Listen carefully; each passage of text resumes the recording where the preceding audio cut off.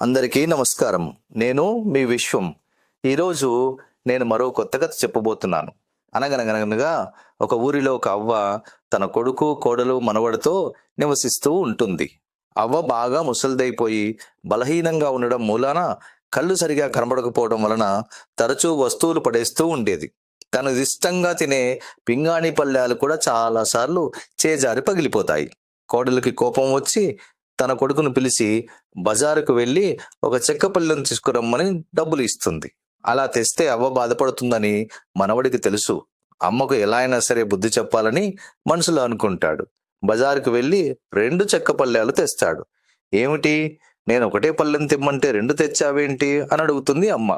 అప్పుడు కొడుకు అంటాడు, ఉండనీవు అమ్మ, రేపు నువ్వు కూడా ముసలిదానివైతే నీకు కూడా పనికొస్తుంది కదా, అందుకని 2 తీసుకొచ్చాను అని అంటాడు పిల్లవాడు. కోడలికి విషయం బోధపడుతుంది, మనసులో బాధపడుతుంది. ఇక అత్తగారిపై కోపగించుకోవడం మానేస్తుంది. అలా ఎవరైనా సరే ఏదో ఒక నాడు ముసలివారం అయిపోయి శక్తిహీనులం కావాల్సిందే. అది గ్రహించి మసులుకోవడం మంచిది. ఇదే విశ్వంబరి విశ్వం మాట. ఈ మాటలను మూటగట్టుకోవాలంటే లైక్ చేయండి, తప్పకుండా సబ్స్క్రైబ్ చేయండి.